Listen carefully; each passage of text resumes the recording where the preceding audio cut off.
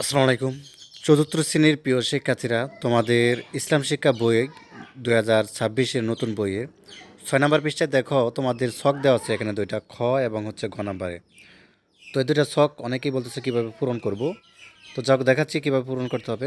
তোমাদের এখানে খ নাম্বার এখানে বলছে, মহান আল্লাহর জাতির নাম লিখি, অতঃপর অর্থসহ তার 5টি সিফাতি নামের তালিকা তৈরি করি। কাজটি একাকী করি, তোমাকে একাই করতে হবে, কারো সাহায্য নিতে পারবি না। এখানে বলছে 1 নম্বরে দেখো, মহান আল্লাহ গুণবাচক নাম কি কি নাম আছে, যেমন আল খালিক, তাই না? তোমরা যারা নাম পড়েছো ইতিমধ্যে জানো আল খালিক মহান আল্লাহর একটা গুণবাচক নাম। 2 নম্বরে দিতে পারো আর রব, ঠিক আছে, মহান আল্লাহর একটা গুণবাচক নাম। 3 নম্বর দিতে পারো আর রাজ্জাক, মহান আল্লাহর একটা গুণবাচক নাম। 4 নম্বর দিতে পারো আল কাদির, ঠিক আছে, আল্লাহর একটা গুণবাচক নাম। আচ্ছা, আর রহমান, অর্থাৎ আল্লাহ তাআলার একটা গুণবাচক নাম। এখন এই যে গুণবাচক নাম আমরা এখানে 5টা লিখলাম, এখানে 5টি দেওয়া আছে। তো এই 5টি গুণবাচক নামের অর্থ কী হবে, ঠিক আছে সেটা। আচ্ছা, আল খালিক অর্থ কী হবে? গুণবাচক নামের অর্থ সৃষ্টিকর্তা, আল খালিক অর্থ সৃষ্টিকর্তা।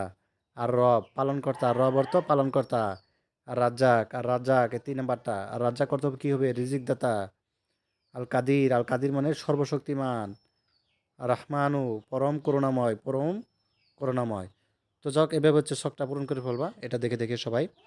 এবং তারপরে হচ্ছে আমাদের গ নাম্বার রয়েছে এখানে। তো গ নাম্বার এখানে কি বলছে আমরা একটু দেখার চেষ্টা করি। তো মহান আল্লাহ অর্থাৎ নিয়ামত অনুগ্রহ সম্পর্কে পর্যবেক্ষণ করে তার প্রতি সুক্রিয়া অর্থাৎ কৃতজ্ঞতা প্রকাশের উপায়সমূহ লিখি, কাজটি দলগতভাবে করি। তো এটা কয়েকজন মিলে, তোমরা 4-5 জন মিলে এটা দলগতভাবে এই কাজটা করতে পারবে, সমস্যা নেই। তো এখানে গ নাম্বার এখানে আমাদের কি বলছে একটু দেখার চেষ্টা করি। তো এখানে বলছে মহান আল্লাহর নিয়ামত আছে, তাই না? আমরা বিভিন্ন ধরনের নিয়ামত ভোগ করি, আকাশ বাতাস পানি, অনেক কিছু আছে। এই যে নিয়ামতগুলো আমরা ভোগ করি, তো বা শুকরিয়া কৃতজ্ঞতা প্রকাশের উপায়সমূহ লিখি, কাজটি দলগতভাবে করি। মহান আল্লাহর নিয়ামত কী কী আছে, কী কী আছে একটু দেখো। 1 নম্বর দিতে পারো আকাশ বাতাস পানি, তাই না? এগুলো আল্লাহর একটা নিয়ামত না? আকাশ আমাদের হচ্ছে রয়েছে, বাতাস, তাই না? বাতাস ছাড়া কি কেউ বাঁচতে পারবে? পানি ছাড়া কি কেউ বাঁচতে পারবে? পারবে না। আচ্ছা, শুকরিয়া আদায়ের উপায়সমূহ যেমন বেশি বেশি ইবাদত করা, বেশি বেশি ইবাদত করা বা আলহামদুলিল্লাহ বলা। আচ্ছা, যে এই যে জীবিকা প্রদান, ঠিক আছে, একটা অন্যতম। আল্লাহর প্রতি আনুগত্যা বৃদ্ধি করা। আচ্ছা, 3 নম্বর দিতে পারো বাসস্থান, ঠিক আছে, বাসস্থান ব্যবস্থা, তার দেওয়া নিয়ামত সঠিকভাবে ব্যবহার করা। আচ্ছা, শান্তি, শান্তি দেন, অর্থাৎ অন্যকে সাহায্য করা। আচ্ছা, ক্ষমা করেন, নিয়মিত সালাত আদায় করা। তো যাই হোক, এই হচ্ছে বিষয়, তোমাদের এভাবে সবগুলো পূরণ করতে হবে।